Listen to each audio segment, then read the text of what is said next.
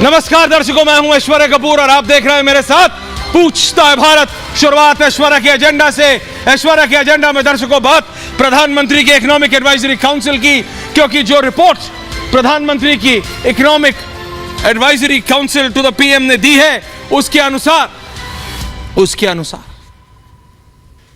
7.82% हिंदू घटे हैं और 43% 43.15% मुस्लिम बढ़े हैं। ये 1950 से 2015 के बीच की रिपोर्ट। हम खड़े हैं 2024 में, चल रहा है इलेक्शन 2024 का। जैसे ही ये रिपोर्ट सामने आई कि 1950 में कितने और 15 में कितने, तो विपक्ष ने बोला, सबसे पहले सवाल खड़ा करा इस रिपोर्ट की टाइमिंग के ऊपर कि 24 का इलेक्शन है, आप ये रिपोर्ट ले आए। खड़े हैं 2024 में, सवाल कर रहे हैं 2015 में। मैं अपनी टीम से रिक्वेस्ट कर रहा हूं कि जरा मेरे पैनलिस्ट को अभी ले आइए, स्टूडियो में भी ले आइए, गौरव भाटिया जी को भी कनेक्ट कर दीजिए। क्योंकि दर्शकों, सवाल सबसे बड़ा यह है कि 1950 यानी आजादी के 3 साल बाद और 2015 यानी 24 में आप खड़े हैं 9 साल पहले। 14 में मोदी की सरकार आई थी पहली बार, मोदी 1.0। और ये जो रिपोर्ट है ये 50 से लेके 15 समय इसलिए जरूरी है क्योंकि आप खड़े हैं 24। विपक्ष बोलेगा कि हिंदू घटे हैं, मुसलमान बढ़े हैं कि रिपोर्ट अब 24 के इलेक्शन के बीचों बीच ला रहे हैं। और ये भी किसी और की रिपोर्ट नहीं, economic advisory council to the PM यानी प्रधानमंत्री आर्थिक सलाहकार परिषद की रिपोर्ट है। ये सीधा डायरेक्टली कनेक्टेड टू द प्रधानमंत्री office, to the prime minister's office. और जब ये रिपोर्ट आई है उसी दिन अगर ग्रिड है तो चला दो शिशिर। आज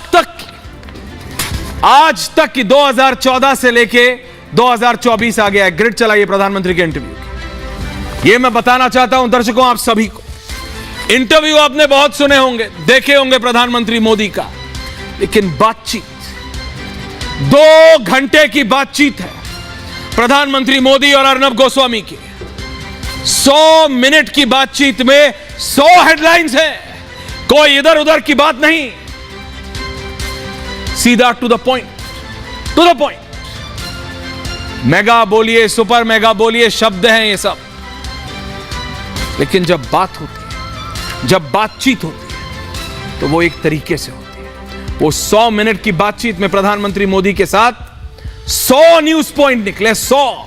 every minute there is a news point. और इस पे भी सवाल पूछा, इस पे भी, क्योंकि विपक्ष जैसे ही ये रिपोर्ट आई और ये जो बातचीत है, मैं इसे इंटरव्यू नहीं कहता, जो बातचीत, ये बातचीत प्रधानमंत्री मोदी और अर्नब गोस्वामी की आप कल पूरे दिन देख पाएंगे रिपब्लिक मीडिया नेटवर्क यानी Republic Bharat, Republic English, Republic Kannada, Republic Bangla, चारों चैनल्स पे एक साथ आप देख पाएंगे। Now back to the debate. मेरे साथ भारतीय जनता पार्टी के वरिष्ठ नेता, लॉयर है वरिष्ठ गौरव भाटिया जी जुड़ रहे हैं। मैट्राइज के, क्योंकि नंबर्स की बात है, मैट्राइज के सर्वे करते हैं मनोज कुमार सिंह, पॉलिटिकल एनालिस्ट हैं अभय कुमार मेरे साथ जुड़ रहे हैं, पंकज शर्मा वरिष्ठ पत्रकार जुड़ रहे हैं, आम आदमी पार्टी के निवांत शर्मा जुड़ रहे हैं, अनुराग भदौरिया समाजवादी पार्टी के जुड़ रहे हैं, ताला रशीदी और मुमताज आलम रिजवी साहब, ताला रशीदी वरिष्ठ लॉयर हैं, ये मेरे साथ लखनऊ से जुड़ रहे हैं, और मुमताज आलम रिजवी साहब एनालिस्ट है पॉलिटिकल, मेरे साथ स्टूडियो में है। गौरव भाटिया जी, सबसे पहला सवाल आपसे, और वो ग्राफिक्स को ले आइए, Gaurav Bhatia ji and Manoj Singh and the graphics. ये 1950 से 2015 के बीच का डेटा है Gaurav ji. Anil move fast with windows. 1950 से लेके 2015 तक, जी बोलने से नहीं होगा, मूव करो। मनोज सिंह ऑन एयर नहीं है, गौरव भाटिया, मनोज सिंह बीच में विजुअल, सुनाई नहीं दे रहा। गौरव जी, ये 1950 से लेके 2015 के बीच का, ये 2024 में इस रिपोर्ट को पब्लिक करने के लिए क्या मतलब? विपक्ष कह रहा है भाई 24 में खड़े हैं, आप जानबूझ के इलेक्शन के बीच में बता रहे हिंदू घट गए, मुसलमान बढ़ गए। वो कह रहे हैं नौकरी पे बात करो, विकास की बात करते थे, विकास पे बात करो। वो सब क्यों नहीं हो रहा है गौरव जी? और इस रिपोर्ट का क्या इंपैक्ट है आपके अनुसार गौरव जी?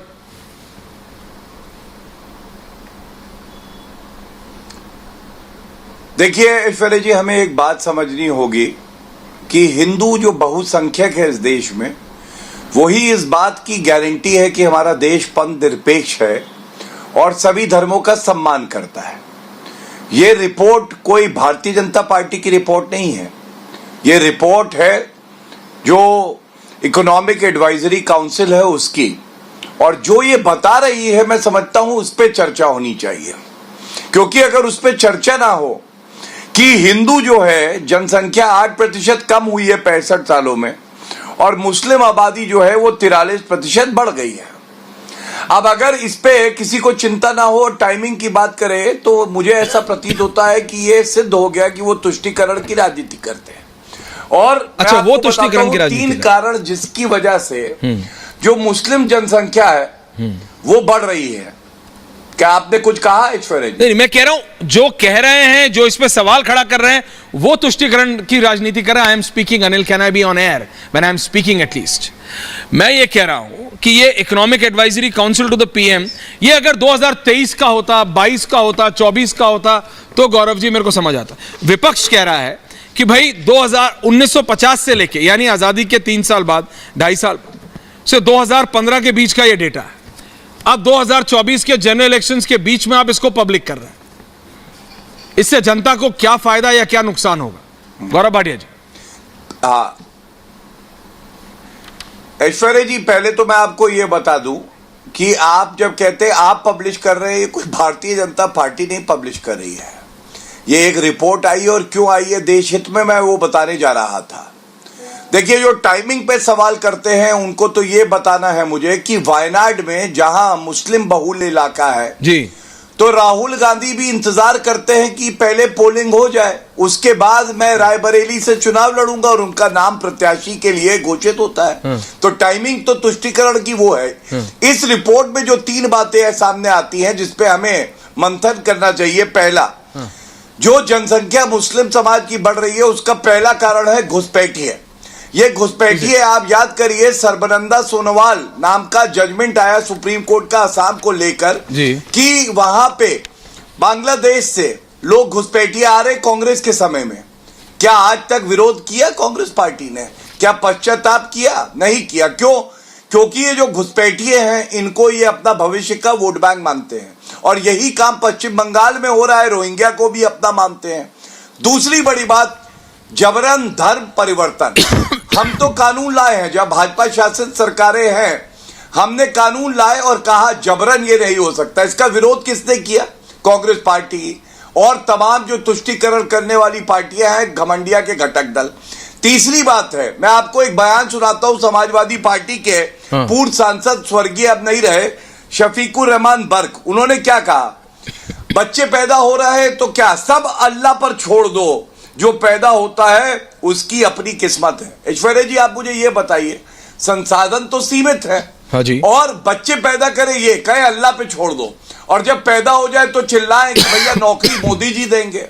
तो बिल्कुल ये सवाल उठेगा कि पहली बात जनसंख्या नियंत्रण होनी चाहिए। दूसरी बात, अगर कोई डेमोग्राफी को बदलना चाह रहा है धर्म के आधार पे और गारंटी पंथ निरपेक्षता की केवल हिंदू है, तो ये बिल्कुल चिंताजनक है, और इस पे मंथन भी होना चाहिए, इस पे चर्चा भी होनी चाहिए जो अभी हो रही है।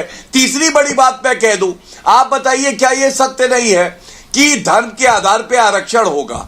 ये तमाम घमंडिया के जो घटक दल है, कांग्रेस पार्टी मैनिफेस्टो में कहती है, और बहुसंख्यकवाद की जगह नहीं है देश में, ये भी कांग्रेस पार्टी ने कहा है। और जो समाजवादी बैठी है वो तो है ही तुष्टीकरण की राजनीति करने के लिए। तो इसलिए ये रिपोर्ट बहुत ही ज्यादा चिंताजनक है और इस पे हमें मंथन करना चाहिए। नहीं, बिल्कुल करना चाहिए। और मेरे साथ मनोज सिंह जी, अभय जी सब है, जरा मल्टी दिखा दो, क्योंकि इस कमेटी के जो अध्यक्ष हैं या जो काउंसिल के अध्यक्ष हैं वो डॉक्टर विवेक देबरॉय हैं।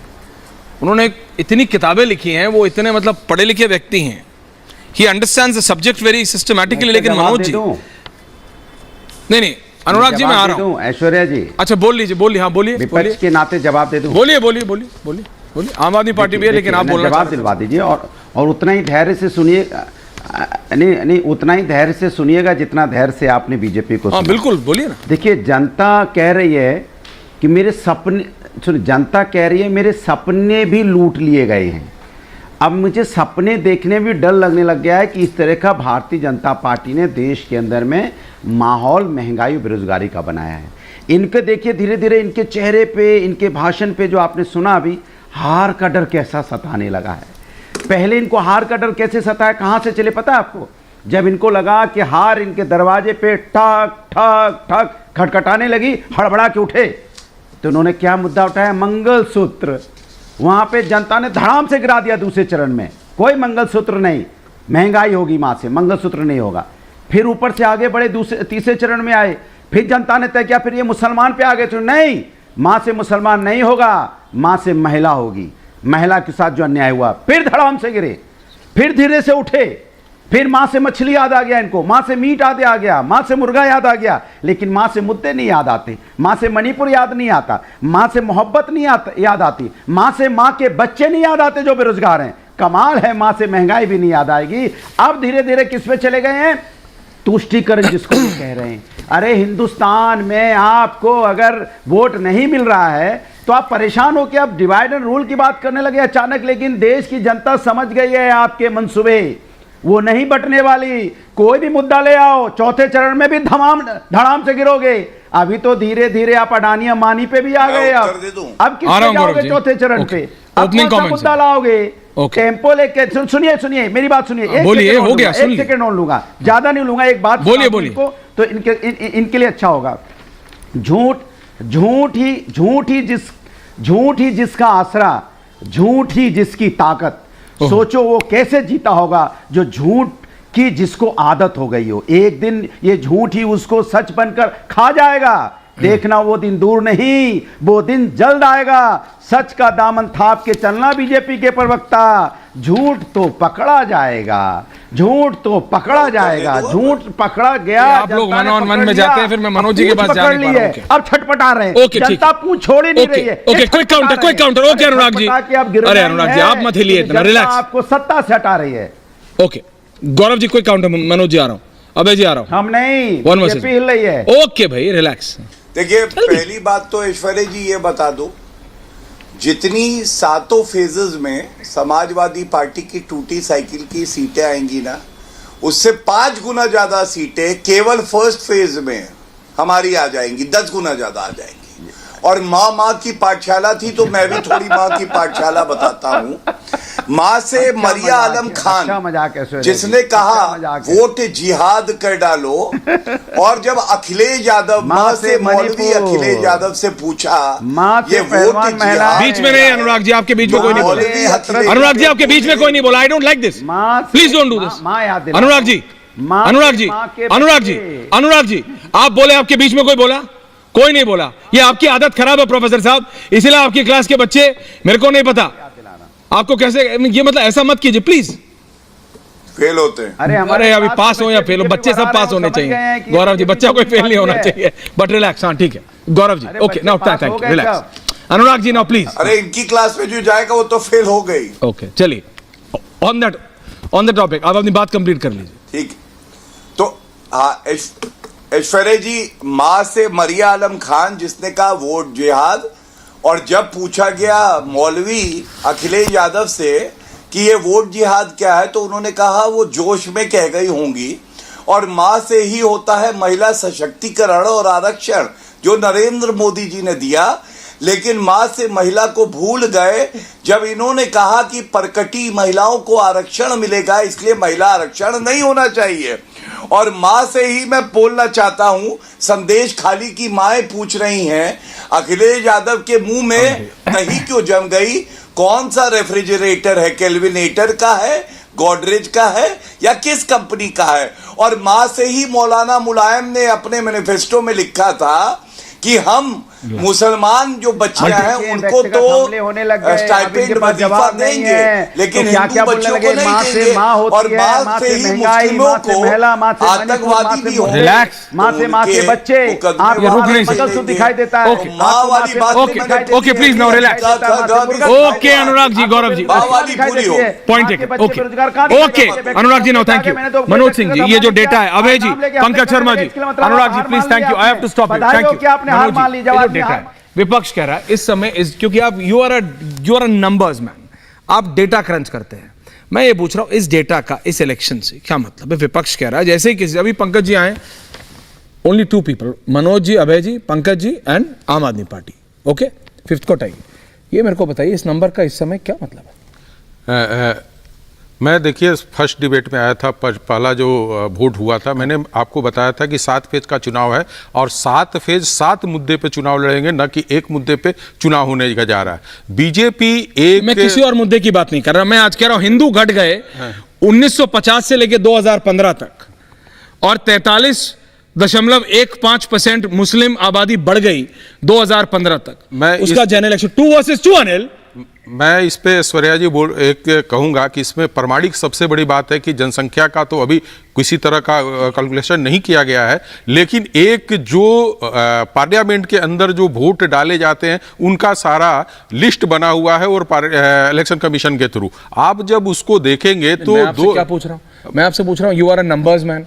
आप मुझे ये बताइए इसका इस 2024 के इस इलेक्शन पे क्या मत, क्योंकि विपक्ष कह रहा है ये नंबर सिर्फ इलेक्शन को इन्फ्लुएंस करने के लिए। इस एकदम 100% है। आप देखिए जिस तरीके से आप मुस्लिम वोटरों के ऊपर आप फोकस करके कोई कमेंट करते हैं तो इसी ध्यान में रखे करते हैं कि कहीं ना कहीं मुस्लिम वोटर, विपक्ष की मैं बात कर रहा हूं, को अब मेरे तरफ आए और हमको पोल करें, और वो दिखाया जाता है, वो डर बनाया जाता है कि किस तरीके से हम आपके संरक्षण कर सकते हैं, बीजेपी या जो उनके विरोध की पार्टियां हैं। तो ये भी जो आंकड़े आए हैं इसमें कहीं ना कहीं चुनाव को प्रभावित करेंगे। मेरा तो ये कहना है कि जो आंकड़े आए हैं उसके समर्थन में मैं ये कह सकता हूं कि ये आंकड़े सही हैं कि पॉपुलेशन बढ़ा है और घटा है। आप भारत के इलेक्शन कमीशन के जो वोटर लिस्ट है उसमें आप देखेंगे तो लगभग 45 ऐसे, अभी तो हम लोग निकाल भी रहे थे, अभय जी भी बैठकर उस पर काम कर रहे, उसमें 45 ऐसे लोकसभा हैं जहां पे आप पिछले 3 इलेक्शन, पार्लियामेंट इलेक्शन का आप आंकड़ा देखेंगे तो उसमें मुस्लिम जो वोटर हैं उनकी संख्या लगातार बढ़ते चली गई है। और वहीं पे आप देखेंगे तो कम से कम 60 ऐसे पार्लियामेंट्री सीट है जहां पर हिंदू वोटरों की संख्या कम हुई है। ये 2024 के आंकड़े हमें अभी नहीं मिल पाए हैं क्योंकि इलेक्शन कमीशन के साइट पे उतने सारे आंकड़े। तो मैं ये कहूंगा कि कहीं ना कहीं अमित मालवीय जी ने जो ट्वीट किया है और इसमें कहीं सच्चाई दिखती है, और ये भारत में क्या इसका ये तो आप बिल्कुल मतलब आप बीजेपी के उधर जा रहे हैं। नहीं, बीजेपी के उधर विपक्ष नहीं, तो फिर आप विपक्ष का क्यों नहीं बता रहे? मैं तो ये कर रहा हूं कि तो फिर विपक्ष का मुझे क्यों नहीं बता रहे? विपक्ष कह रहा है कि आप बताइए 1950 से लेकर 2015 के बीच का ये डेटा है, इसका 2024 के इलेक्शन के तीसरे चरण के बाद लाने का क्या मतलब? मैं तो बोला ना कि एक मुद्दा तो बनाया जाएगा ना, हर मुद्दे पे चुनाव होगा। पहले पे आप बीजेपी इसको क्रिएट कर रही है, एकदम करेगी क्रिएट। पंकज शर्मा जी, पंकज जी अभी एक बात और बोलना चाह रहा हूं प्लीज। कि अभी तक 1, 2 और 3 फेज के इलेक्शन हुए हैं और लोगों का कहा जाता है कि मतदाताओं के अंदर निराशा है। गौरव जी को भी लाइए। जब भी वोटर के अंदर उत्साह होता है तो उसका श्रेय विपक्ष को जाता है, और यदि मतदाता यदि शांत बैठा है और इस तरह का पोल नहीं दिखता है तो उसका सीधा मेरा कहना है कि विपक्ष आज शांत है, इसलिए मतदाता शांत है, और उसको दिखता नहीं है अब विपक्ष के जो वोटर हैं कि मैं किस तरीके से पोल कर बीजेपी को हरा। तो आप ये कह रहे हैं कि ये जो वोटिंग परसेंटेज कम की बात हो रही है, ये हो रहा है, इस सबसे कांग्रेस को नुकसान है, विपक्ष को नुकसान, कांग्रेस को। पंकज शर्मा जी, गौरव जी को भी रखिएगा। हाँ पंकज जी। अबे जी, ओपिनियन पोल करने वाली एजेंसी, सर्वे एजेंसीज के लोग ये तय करेंगे कि चुनावों में मुद्दे क्या होने चाहिए, और अगर खुलकर कहेंगे कि हाँ मजहब के आधार पर बातचीत होनी चाहिए, हिंदू मुसलमान का मुद्दा तो बनेगा ही, कह रहे हैं। पहली चीज तो ये है कि इसका मतलब हुआ कि ओपिनियन पोल्स और सर्वे करने वाली एजेंसीज कितनी निष्पक्ष है, ये उसी से साफ जाहिर हो गया। अब रह गई बात बहुसंख्यक आबादी घटने की भारत में 1950 से 2015 तक, यानी कि 65 साल में 7.8% बहुसंख्यक आबादी घट गई। दुनिया भर के देशों में ये जो बहुसंख्यक आबादी घटना एक ग्लोबल ट्रेंड है। दुनिया भर के देशों में बहुसंख्यक आबादी घटी है। दुनिया भर के 123 देशों में 123 देशों में दुनिया के बहुसंख्यक समाज की आबादी घटी है पिछले 6 दशक में। भारत में ये कोई नई बात नहीं हुई है। अगर इस पर इतनी चिंता हो रही है, अगर हर साल 1-1.5% आबादी घट रही है और इस पर इतनी चिंता हो रही है, तो गौरव भाटिया जी इस तरह के समाधान खोज लें कि हिंदुओं की आबादी किस तरह बढ़ाई जाए और मुस्लिम आबादी पर किस तरह नियंत्रण किया जाए। अगर ये इतनी ही चिंता का विषय है, इस तरह के आंकड़ों को आइसोलेशन में देखना कि भारत में ये सब हुआ, अरे बाकी 123 देशों में दुनिया के क्या हुआ? समाज की आबादी बाकी जगह क्यों घट रही है? लेकिन यहाँ आपने कहा अल्पसंख्यक आबादी बढ़ गई। अल्पसंख्यकों से आपका मतलब क्या है? पारसियों की आबादी तो घटी है, जैनों की आबादी तो घटी है, सिखों की आबादी तो घटी है, मतलब सिर्फ मुसलमानों की आबादी चूंकि बढ़ गई थोड़ी, तो इस पर आपको इतनी चिंता हो रही है।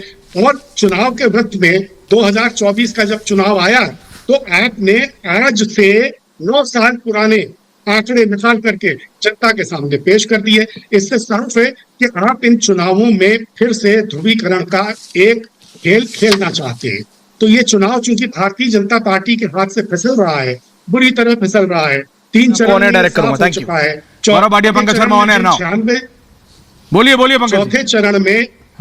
चौथे चरण में जिन 96 सीटों पर चुनाव होने हैं 10 राज्यों में, उनमें भी भारतीय जनता पार्टी बुरी तरह पिछड़ी हुई है। क्योंकि वहां आंध्र प्रदेश में चुनाव है, तेलंगाना में चुनाव है, उड़ीसा में जो सीटों पे चुनाव है।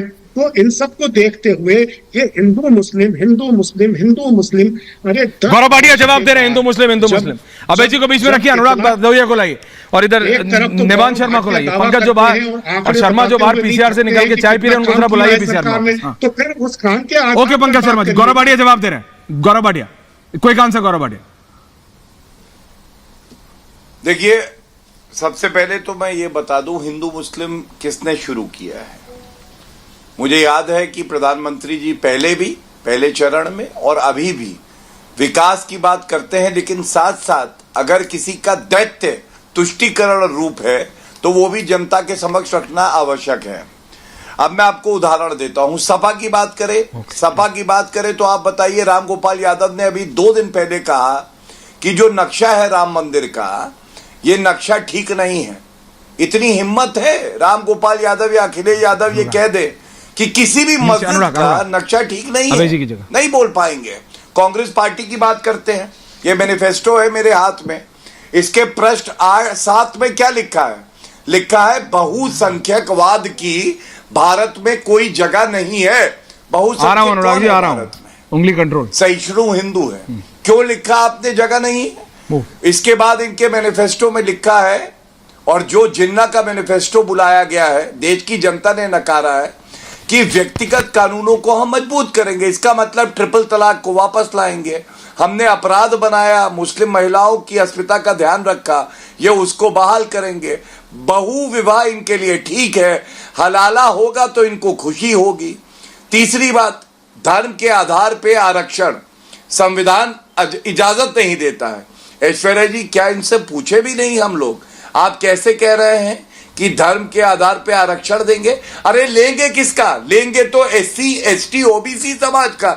इसीलिए AMU और जामिया, वहां पे SC ST OBC का आरक्षण नहीं है। लेकिन ना टूटी साइकिल बोलेगी, ना टूटा पंजा बोलेगा, ना मां माटी मानुष की बात करने वाली ममता बनर्जी बोलेंगी। अब ये तुष्टीकरण की बात है। और इसके बाद अंकल सैम ने क्या कहा? अंकल सैम ने कहा कि जो पूर्व में भारतीय हैं वो चीनी लगते हैं। अरे वो चीनी नहीं लगते हैं, उनके पास से मैं आपको बताऊं, वो हमारे भाई चीनी नहीं है, उनके पास से राष्ट्रवाद की खुशबू आती है भीनी भीनी। ये फर्क है सोच का, जो ये नहीं समझेंगे। Okay, Anurag Bhadauria wants to quick response. Aam Aadmi party को भी लाइए उसमें। हाँ बोलिए मत भदौरिया साहब, जल्दी क्विक रिस्पांस। देखिए, आपने अब आप समझ गए होंगे कि नक्शे पे पूछ लीजिएगा राम मंदिर का नक्शा कैसा है, उनसे पूछिए, कुछ भी जवाब उनके पास। ऐसा लग रहा है इनके दिमाग का नक्शा ठीक नहीं है। गौरव जी, ऐसा मत बोलिए। अरे बोलने दीजिए, मैं अपनी बात कह लूं? प्लीज बोलिए। मैं कह लूं? देखिए, आपने देखा होगा, अरे बोलने क्यों दे? बीच में तो खूब बोलते हो तुम। अच्छा रिलैक्स, तुम्हारा टीका तुमको लगाया है, साइकिल पंचर हो गई। तुष्टीकरण तो इनके दिमाग में बैठा हुआ है। ये बताओ ना, नक्शा ठीक दिमाग में बैठा हुआ है। इतनी हिम्मत है तुम्हारी, बोलो मस्जिद का नक्शा ठीक नहीं है। रामगोपाल यादव से आके बताओ हमारे लिए क्या किया? तो तुष्टीकरण ये बताओ, क्या बोला जरा जबरदस्त झूठ। भारतीय जनता पार्टी का काम है जिहाद क्या होता है, ये देश की जनता पूछ रही है। बताओ, अभी तो बहुत ज्ञान दे रहे थे। वोट जिहाद क्या है ये बताओ। जनता पूछ रही है कि बताओ आपने यहाँ पे दूध 35 रुपए से 70 रुपए लीटर क्यों हो गया? जनता पूछ रही है कि 60 रुपए से 100 रुपए कैसे हो गया? जनता पूछ रही है कि बताइए कि आप MSP की गारंटी आपने किसानों को क्यों नहीं दी? जनता पूछ रही है किसानों की जो मौतें हो गई थी, उनका मंगलसूत्र, उनका सिंदूर कैसे उजड़ गया? जनता पूछ रही है कि एक एक करके प्लीज, पर तोला मिलता था 28,000 पर तोला, आज 83,000 पर तोला कैसे हो गया? जनता पूछ रही है कि पार्टी को क्यों कर रहा है? जनता पूछ रही है कि यहाँ पे युवा परेशान क्यों है, छात्रों का पर्चा लीक क्यों हो रहा है, जनता पूछ रही है कि जनता हमें रोजगार कब मिलेगा, आपने 2 करोड़ रोजगार का प्रोजेक्ट वादा किया था। ओके गौरव जी आपने पूछा, आप जवाब ले रहे हैं, नहीं तो वो 30 सेकंड सबके लेते रहेंगे। तो कोई बात नहीं कर रहा, जनता जो पूछ रही है। ये तो अनुराग दादा please, okay please, thank you. आम आदमी पार्टी का इस पे क्या व्यू? घुस बैठिया, अरे भैया आम आदमी घुस बैठिया, कौन घुस बैठिया हिंदुस्तान के अंदर में? जो हिंदुस्तान की जनता की बात नहीं करता वो घुस बैठिया होता है, जो हिंदुस्तान के आवाम की बात नहीं करता वो घुस बैठिया होता है, जो हिंदुस्तान का दर्द नहीं समझता वो घुस बैठिया होता है, जो हिंदुस्तान की महिलाओं का दर्द नहीं समझता, तकलीफ नहीं समझता वो घुस बैठिया होता है। Okay now thank you. आम Aadmi party everyone please, thank you. अरे भैया सबको मौका देना। भदौरिया साहब, Gaurav ji please, Bhadauria ji please. ये जी बोल के ही तो पता नहीं, मेरे को किसी दिन पार्ले जी खाना पड़ेगा। सर बोलिए। अरे मैं तो अरे रिलैक्स ऐसा मनोज जी बता रहा हूँ इतना जी मैं बोलिए। देखिए अभी बीजेपी प्रवक्ता को बहुत ध्यान से सुन रहा था मैं, और बहुत हैरानी होती है ये देखकर कि ये उस पार्टी के प्रवक्ता हैं जो 10 साल से सत्ता में है, पूर्ण बहुमत, एब्सोल्यूट। जनता ने जिताया तभी तो है ना। बिल्कुल जनता ने 2014 में जिताया, इन्होंने एक विजन दिया था देश को। उसके बाद 2019 में इन्होंने कहा कि 70 साल के गड्ढे हैं, हमें भरने में समय लगेगा, एक मौका और दे दीजिए। 2019 में जनता फिर इनकी बातों में आ गई, जिता दिया। 2019 में कहते थे 2022 में हम ये कर देंगे, हम रेवोल्यूशन ले आएंगे, 2 करोड़ नौकरियां देंगे, हम हर सर पे छत दे देंगे, हम किसानों की आय दुगना कर देंगे, हम प्रधानमंत्री आवास योजना के तहत जो है हर 2022 में इन्होंने 2022 की बात करना छोड़ दिया। 2023 में, 2024 में अब 2047 की बात करने लग गए। कोई विजन नहीं है इनके पास, केवल और केवल डेविएट करते हैं ये हर मुद्दे से, हर एक मुद्दे से देश को डेविएट करने का काम कर रहे हैं आज इनके प्रवक्ता। आज इन्होंने शुरुआत करी 1 नेशन 1 इलेक्शन से, जब इनको देखा कि जनता नहीं पकड़ रही है इस मुद्दे को, अगले मुद्दे पे चले गए, स्पेशल सेशन तो अपने मैनिफेस्टो में डाल दिया। महिला आरक्षण के नाम पे धोखा दिया इन्होंने। उसके बाद इन्होंने मुख्यमंत्री जी को जेल में डाल दिया। हर मुद्दे पर ये कोशिश करते हैं कि हम मास्टर स्ट्रोक कहलाएंगे, लेकिन वो फिसड्डी स्ट्रोक निकल रहा है इनका। जनता हर मुद्दे पे विरोध कर रही है इनका। तो फिर इस हिसाब से तो आपके हिसाब से नहीं तो फिर no so let me just get Aam Aadmi party on record. तो इसके हिसाब से तो आप कह रहे हैं कि अभी जो 3 चरण हुए हैं उसमें विपक्ष बहुत अच्छा कर रहा है, राइट? मैं 4 तारीख को चलाऊंगा ये वाला, मैं सारे पार्टीज को बोल रहा हूँ, बिल्कुल चाहे वो बीजेपी हो, अनुराग जी हो, पंकज जी हो, आप हो, मनोज जी हो, कोई भी हो, मैं 4 तारीख को चलाऊंगा। आप बिल्कुल चलाइए। देश की जनता आज जो है सत्ता से सवाल पूछ रही है, देश की जनता सत्ता से सवाल पूछ रही है और सत्ता के पास जवाब नहीं है। ये ऑन रिकॉर्ड लीजिए अभय जी, ये ऑन रिकॉर्ड लीजिए कि हमारे देश बिल्कुल है अभय कुमार की कोशिश कर अभय कुमार पटना से जुड़ रहे हैं। हमारे देश के डेवलपमेंट पे जवाब देने को है इनके पास, ना 10 साल में क्या किया ये जवाब देने को है, केवल और केवल घुमा रहे। ओके निवान, thank you very much. Abhay ji आपका क्या व्यू पॉइंट? देखिए अभी जो रिपोर्ट आया है उस पर अगर विपक्ष सवाल उठा रहा है कि बीजेपी सरकार ने अभी यह रिपोर्ट जारी क्यों की, तो उनका अधिकार है और वो बिल्कुल उठा सकते हैं, लेकिन हमको सब कुछ बैलेंस में देखना पड़ेगा।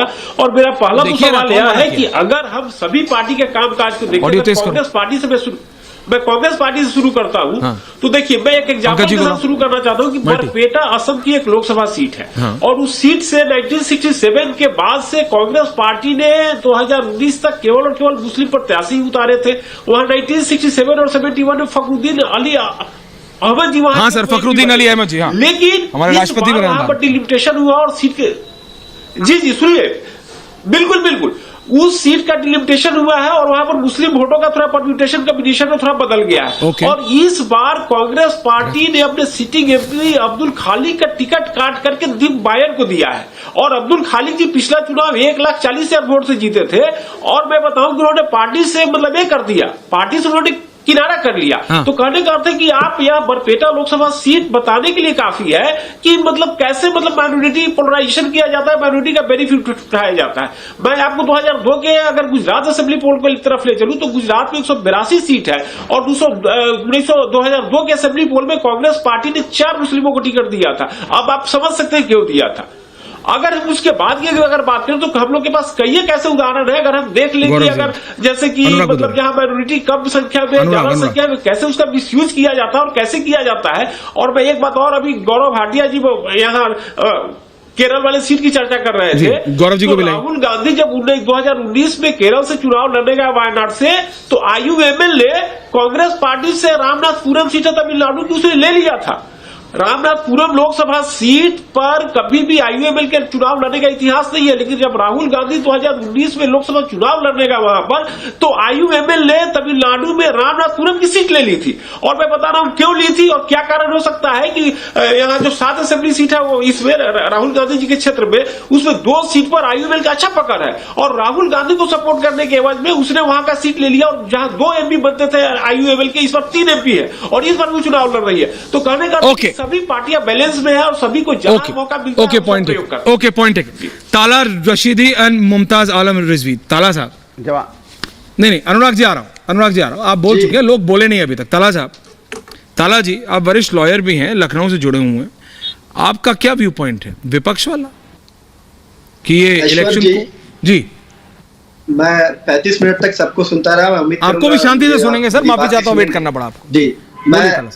मैं मुद्दे पे ही सीधे आऊंगा। गौरव भाटिया जी ने शुरुआत की 1951 से और आज 2015 तक के डेटा की बात हुई। सबसे पहला सवाल तो ये कि जो इकोनॉमिक एडवाइजरी पैनल की बात हो रही है, जो प्रधानमंत्री को रिपोर्ट करता है, इकोनॉमिक एडवाइजरी पैनल को रिपोर्ट करना चाहिए था इकोनॉमी पे, इकोनॉमिक इश्यूज पे, देश की बेरोजगारी पे, महंगाई पे, हमारा डॉलर क्यों इतना गिरता जा रहा है, तो उसकी रिपोर्ट की कोई बात नहीं हुई। वो बात किस पे कर रहे हैं? पॉपुलेशन पे और बढ़ती पॉपुलेशन पे। ये अपने आप बता रहा है कि इकोनॉमिक एडवाइजरी पैनल इकोनॉमी छोड़ के वो पॉपुलेशन पे बात कर रहा है। किसका? डॉक्टर बात कर रहा है, इंजीनियर बात कर रहा है, डॉक्टरी की। तो ये क्या हो रहा है देश में, खुद ही दिखा रहा है। दूसरी बात, अब मुद्दे पे बात करते हैं, जो हेल्थ पॉपुलेशन के रेशियो जो बात करते हैं, जो टोटल फर्टिलिटी रेट की बात होती है, रिप्लेसमेंट रेट की बात होती है, ये डेटा होता है नेशनल फैमिली हेल्थ सर्वे का डेटा, एनएफएचएस कहते हैं। जो अभी मई 2022 में जो 5वीं रिपोर्ट आई है एनएफएचएस की, नेशनल फैमिली हेल्थ सर्वे की रिपोर्ट, वो स्पष्ट तौर पे कहती है कि पिछले 2 दशकों में मुसलमानों की आबादी इस देश में सबसे ज्यादा गिरी है। जो फर्टिलिटी रेट है मुसलमानों का, उसमें गौरव भाटिया गौरव जी आ रहा हूं। गौरव जी बीच में मत बोलिए, मैं आपके बीच में नहीं बोला, बोलने दीजिए, बात पूरी करने दीजिए, 35 मिनट तक सुनता रहा हूं। तो सबसे ज्यादा डिक्लाइन मुसलमानों की उसमें आया है। जो देश का एवरेज फर्टिलिटी रेट है वो आज की तारीख में 2022 की रिपोर्ट में वो 2.0 का है। जो हमारा रिप्लेसमेंट रेट है वो होना चाहिए 2.1। तो जो एवरेज, जो देश का टारगेट था कि हमें ये टीफआर रेट पाना है, टोटल फर्टिलिटी रेट, वो 2.1 का था, हम उससे नीचे चले गए 2.0 पे। मुसलमानों में जो टोटल फर्टिलिटी रेट है वो 2.2 का आज की तारीख में, हिंदू औरतों में वो 1.94 का है। तो मुसलमानों का शार्पेस्ट डिक्लाइन हुआ। ये कह रहे हैं कि मुसलमानों की आबादी बढ़ती रही। 1951 में टोटल देश का जो टीएफआर था, टोटल फर्टिलिटी रेट, वो 6.0 था। आज 2015 बताइए Gaurav ji, total fertility rate 2.3 पहुंच गया। जब बहुसंख्या जो है, जब टीएफआर गिरेगा तो एवरेज बहुसंख्या में आबादी ज्यादा कम होगी। तो ये कौन सा डेटा? ये सिर्फ तुष्टीकरण के लिए आज भारतीय जनता पार्टी बौखलाई हुई है। देश का बादशाह बौखलाया हुआ है। ओके ताला साहब, आपने बोला, जब तक आप फैक्ट्स बोल रहे थे मैं आपकी बात सुन रहा था। No please calm down, rhetoric से कुछ नहीं होगा सर। थैंक यू, काउंटर जवाब ले रहा हूं भाई, stay with the graphics. Gaurav Bhatia जवाब दे रहे हैं, मनोज जी आ रहा हूं, रिजवी साहब बोले नहीं अभी तक। ओके ताला साहब, ताला जी ओके, थैंक यू। आप इतना बेचैन क्यों हो रहे हैं ऐश्वर्या जी? 3 मिनट भी मैं नहीं बोला, काउंटर ले रहा हूँ, डेटा और फिगर पे बात कर रहा हूँ मैं इनकी तरह। हाँ थैंक यू। अभी तक रिजवी जी अभी 38 हो गया, रिजवी जी अभी तक नहीं बोले। आप तो, अरे आप तो 35 तक थे, उनके लिए मेरे को 38 तक फिर जी करना है दोबारा। गौरव भाटिया जी, थैंक यू गौरव जी, हाँ थैंक यू, रिलैक्स ताला साहब। हाँ गौरव भाटिया जी जवाब दे रहे। देखिए, आपने कहा पेशे से वकील हैं, तो मेरे साथी हैं जी, मैं उनसे एक बात कहूंगा। उन्होंने कहा कि ये जो रिपोर्ट आई है, ये रिपोर्ट ऐसा कैसे है कि इकोनॉमिक एडवाइजरी काउंसिल जो है रिपोर्ट दे रही है जनसंख्या पे। तो इन्होंने शायद ये नहीं पढ़ा है कि इस रिपोर्ट में ही लिखा है, और अगर पढ़ के आते share of religious minorities and analysis कि किसके पास क्या हक है, कितनी दौलत है, यही एक्सरे तो ये लोग भी कहते थे करेंगे। और अगर ये कहते हैं ये इस एडवाइजरी काउंसिल का काम नहीं है, तो मैं पूछना चाहूंगा ट्रिपल तलाक गलत है या नहीं है? ये भी काम न्यायालय का है कि संविधान? अरे गौरव जी, अखिलेश यादव, राहुल गांधी, अब आपके बीच में कोई नहीं बोला, काम डाउन, बीच में मत। ताला जी प्लीज थोड़ा इज्जत रखिए। ये ट्रिपल तलाक पे चले आए, इकोनॉमी पे बात कीजिए कि बेरोजगारी क्यों बढ़ी हुई है, भुखमरी, relax please. Okay Tala ji, Tala ji I have kept your audio on, but please don't do this. Tala Rashidi ji, only 2 people on. Tala ji, जब आप बोले तो वो कुछ बोले, इसी को बदतमीजी कहते हैं। रिलैक्स, आराम से, no personal comments, thank you very much, only 2 people हम लोग बोलिए। Okay Gaurav ji and Tala Rashid, one versus one, thank you. बोलिए, आप अपनी बात पूरी कीजिए, फिर वो काउंटर। तथ्यों पे मैं बात करूंगा, आऊंगा ताला साहब, आपको बता बात पूरी हो जाने। आजादी के समय में मुसलमान देश में, भारत में 9.5% थे और ये बढ़ के 14.5% पहुंच गए। हिंदू कम हो गए, 90% के 88% थे, 80% हो गए। और इसी तरह से पाकिस्तान में जो हिंदू थे वो 12% थे, वो 2% पहुंच गए। ये मैंने क्यों बताया कि पंथ निरपेक्षता की गारंटी कोई है तो वो हिंदू है। 55 इस्लामिक मुल्क हैं, लेकिन भारत ने बहुसंख्यक होने के बाद भी हिंदुओं के चुना कि हम पंथ निरपेक्षता को चुनेंगे। इन्होंने विकास की बात करी, मोदी जी का विकास तो मैं आपको बता दूं, गिन लीजिएगा। आप बताइए, सत्य नहीं है? 4 करोड़ घर दिए हैं हमने, नल में जल 12 करोड़, गैस के सिलेंडर 11 करोड़, शौचालय 12 करोड़, हमने कोविड के जो वैक्सीन के टीके थे 220 करोड़ लगाए। अनुराग भदौरिया लगवाए कि नहीं? 80 करोड़। ओके ताला जी, रिलैक्स। दिया। ये क्या दर्शाता है? ये तो कुछ काम मैं बता रहा हूँ। ये काम इसलिए बता रहा हूँ, मुसलमानों को भी ठगा इन्होंने। सच्चर कमेटी की रिपोर्ट 8 साल तक ठंडे बस्ते में डाली यूपीए ने, और इन्होंने ठगा है ओबीसी, एससी, एसटी को भी कि जामिया में और एएमयू में उनको आरक्षण नहीं मिलता है। लेकिन आज तक अखिलेश यादव, राहुल गांधी ने एक आवाज नहीं उठाई। भाटिया जी, आप सच्चर कमेटी की रिपोर्ट के रिकमेंडेशंस लागू करेंगे? आप करिए, आप ऐलान कीजिए यहाँ पे बैठ के कि भारतीय जनता पार्टी के आधार पे आरक्षण हो नहीं सकता है। अगर आपको नहीं पता तो मुझे नहीं पता वकील कैसे बने हैं। दोनों हाथ में आपको ये भी नहीं पता है मुसलमानों का दर्द भी बयान करेंगे, पसमानता की बात हो सकता है। मुझे ऐसा प्रतीत होता है कि अखिलेश यादव के लॉ कॉलेज से आपने अपनी डिग्री प्राप्त करी है, मुझे ऐसा प्रतीत होता है। Okay Anurag Bhadauria counter, everyone on air, multi anal.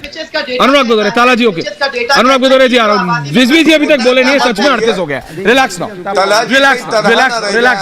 Relax. अच्छा Rizvi ji please don't do, आपको वेट करना पड़ा, कभी ऐसा होता है। Thank you. बोलिए रिजवी साहब, what is your view point? जी देखिए, मैं सिर्फ ये होल्ड ऑन अनुराग जी, तरीके से अभी गौरव भाटिया जी ने कहा कि 9.5% थे, 14.5 हो गए। मैं सिर्फ सादी बात करूंगा ताकि जो लोग देख रहे हैं वो समझ जाएं। पहले तो ये देखिए कि आज मुल्क की टोटल आबादी कितनी हो गई है, 140 और उसमें 140 से ज़्यादा हो गई, नंबर 1। और उसमें कितने मुसलमान हैं और कितने गैर मुस्लिम है, उसको आप देख लीजिए और सब आप जानते हैं, नंबर 1। नंबर 2, 10 साल से आपकी हुकूमत है, इस 10 साल में जो घुसपैठियाँ, आपने कितने घुसपैठियों को निकाला, और नहीं निकाला तो क्यों नहीं निकाला, उसको आप जवाब दीजिए। उसके जिम्मेदार आप हैं, उसका जिम्मेदार मुसलमान नहीं है। नंबर 3 ये कि आज ये मेरे ख्याल से मौजूए बहस नहीं है कि कितने हिंदू बढ़े, कितने मुस्लिम बढ़े। क्या आज मौजूए बहस ये है कि मुसलमान, जो वोटर लिस्ट में मुसलमान थे, कितने मुसलमानों को हटा दिया गया। रिपोर्टें आ रही हैं, उनके नाम नहीं है जब वोट देने जा रहे हैं। और संभल में आप देखिए, एक वीडियो चल रहा है, उनको पीटा जा रहा है, उनको रोका जा रहा है, उनको मारा जा रहा है। आज इस पे बहस होनी चाहिए। मुझे अफसोस है कि अपोजिशन भी, जितने यहाँ भदौरिया जी बैठे हुए हैं, एक लफ्ज नहीं बोल रहे हैं। और इन्हीं की पार्टी ने पिछली बार इस चीज को उठाया था कि किस तरीके से वोटर लिस्ट से मुसलमानों को हटाया गया। आज इस पे बात होनी चाहिए। इस बार भदौरिया साहब कुछ नहीं बोल रहे हैं। कहाँ बोल रहे हैं भदौरिया साहब? इतने 45 मिनट में क्या भदौरिया जी साहब की जिम्मेदारी नहीं है? क्या कांग्रेस की जिम्मेदारी नहीं है कि इस इशू को उठाया जाए, इस मौजू को उठाया जाए कि आखिर मुसलमान को वोट देने से क्यों रोका जा रहा है? ओके ठीक है भदौरिया साहब, ओके ताकि तमाम लोगों को इख्तियार मिले। Okay relax. अनुराग भदौरिया कुछ बोल रहे हैं, सबके पास जरा एंडिंग कमेंट्स क्या? अनुराग जी देखिए, भारतीय जनता पार्टी अभी काम गिना रही थी, नल जल। अरे जहाँ नल है वहाँ जल नहीं है, जहाँ जल है वहाँ नल नहीं है। शौचालय, जहाँ पानी है वहाँ दीवार नहीं, जहाँ दीवार है वहाँ पानी नहीं, शौचालय। ऐसे तो आपने बना के दिए। अरे आप तो सही, हमारे साथी कह रहे थे, आपकी एडवाइजरी कमेटी कभी हेल्थ के बारे में रिपोर्ट नहीं देती है क्या? कभी महंगाई के बारे में रिपोर्ट नहीं देती है क्या? वुमेन पावरमेंट के बारे में रिपोर्ट नहीं देती है क्या? क्या भुखमरी से कितने लोग मर रहे हैं उसकी रिपोर्ट नहीं देती है क्या? पर कैपिटल इनकम कितनी बड़ी इसकी रिपोर्ट नहीं देती है क्या? किस तरह से यहाँ पे समाज के अंदर में अत्याचार बढ़ा है, किस तरह से यहाँ पे महिलाओं पे अत्याचार बढ़ा, इसकी रिपोर्ट नहीं देती है क्या? कैसी एडवाइजरी कमेटी है जो खाली धर्म के नाम पे बात करती है? क्योंकि चुनाव आ गया है ना, इसलिए फसल काटने आए हैं। सही का मेरे साथी एक जो कह रहे थे कि आप आवाज नहीं उठाते, शायद उनको पता नहीं आवाज उठाते उठाते गला बैठ गया है, जो जिस तरह घटना बदायूं में हुई है। तो हम लोगों ने बहुत हल्ला मचाया। सवाल ये नहीं है, भारतीय जनता पार्टी सिर्फ और सिर्फ मुद्दों से ध्यान भटकाने की बात कर रही है, इसलिए भारतीय जनता पार्टी को मैं बार बार मुद्दों पर रखना चाहता हूँ। निवान जी को लाइए, सिर्फ यहाँ पे महंगाई, आम Aadmi party also, Bharatiya Janata party आप लोगों ने, और कोई भारतीय जनता पार्टी। ओके ठीक, आम आदमी पार्टी। सर देखिए, बिल्कुल एब्सोल्यूट एरोगेंस है आज जिस तरह से ये क्यों? जो आप ये क्यों कह रहे हैं? बिल्कुल एब्सोल्यूट एरोगेंस है। आप बीजेपी के प्रवक्ता को देख लीजिए, वो कैसे खुलेआम कह रहे हैं कि हम नहीं करेंगे, हम नहीं बताएंगे हमने क्या किया 10 साल में। मैंने उनको क्वेश्चन किया, उन्होंने नहीं बताएंगे, उन्होंने तो बता के कुछ भी नहीं है बताने के लिए। जो इनको काम की राजनीति पे लेके आता था आज पूरे देश के सामने आगे कि क्यों अरविंद केजरीवाल जी को जेल में डाला इन्होंने, यही वजह थी कि अपने ये मुद्दे ला हर चीज में अरविंद केजरीवाल की जेल में आते हैं। यही वजह थी आज की इन्होंने अरविंद केजरीवाल को जेल में डाला, क्योंकि अरविंद केजरीवाल इनको एक्सपोज करता था इन मुद्दों पर। अरविंद केजरीवाल इनके सामने काम की बात लेके आता था। अरविंद केजरीवाल जी बोलते थे कि अगर मैंने काम किया है तो मुझे वोट दो, और आप भी बताओ आपने क्या काम किया। आज ये खुलेआम घूम रहे हैं, नहीं बताएंगे हम क्या काम किया हमने 10 साल में, क्योंकि बताने कुछ है ही नहीं। आज जनता इनसे सवाल पूछ रही है।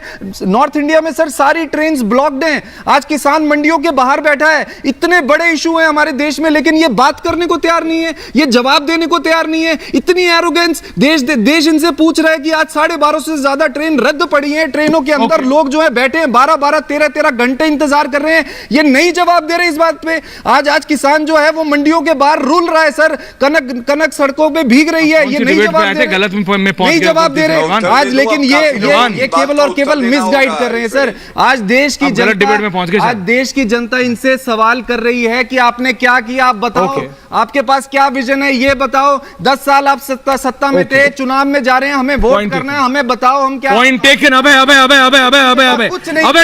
कुमार एक सेकंड ना, होल्ड ऑन, नहीं रिजवी जी अभी नहीं। अबे कुमार,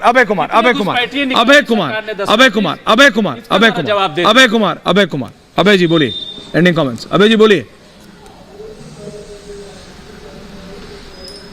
जी देखिए, ऐसा है कि अगर हम जिस इश्यू पर आज डिबेट कर रहे हैं और जिस रिपोर्ट के बारे में, तो देखिए ऐसा है कि बीजेपी भी एक पॉलिटिकल पार्टी है, उसको भी पूरा अधिकार है, या वो भी अपने सुविधा के अपनी ऐसा लाने के लिए फ्री है। हर पार्टी ऐसा कर रही है। अगर आप देखिए, अगर आप महाराष्ट्र में जाकर के देखिए कैसे ट्रीट किया जा रहा है कि एक भी मुस्लिम उम्मीदवार नहीं उतारा गया है इंडिया अलायंस के द्वारा। और अगर हम बीजेपी की ही बात करें, तो बीजेपी राजस्थान में, गुजरात में, या जहां पर डायरेक्ट बीजेपी वर्सेस कांग्रेस की फाइट होती है, वहां पर कितने मुसलमानों को टिकट देती है। नहीं, आप बोल रहे हैं कांग्रेस गुजरात में, अब तो आम आदमी पार्टी वहां भी कांग्रेस का वोट बैंक ले गई। बताता है नहीं, बिल्कुल अभी ले गई है, लेकिन अब से पहले की मैं बात कर रहा हूं, अभी से पहले की भी राजनीति में बात करनी पड़ेगी। केवल आज की राजनीति के अनुसार हम चले तो ऐसा हम लोग का ये नहीं होगा। ओके, पंकज शर्मा जी। बात है कि हर पार्टी अपने अनुसार, सुविधा के अनुसार राजनीति करती है। पंकज जी। ऐश्वर्य, एक बड़ा अद्भुत संयोग बन रहा है। क्या दादा? 10 साल पहले जेठ का महीना था और कृष्ण पक्ष की सप्तमी थी उस दिन।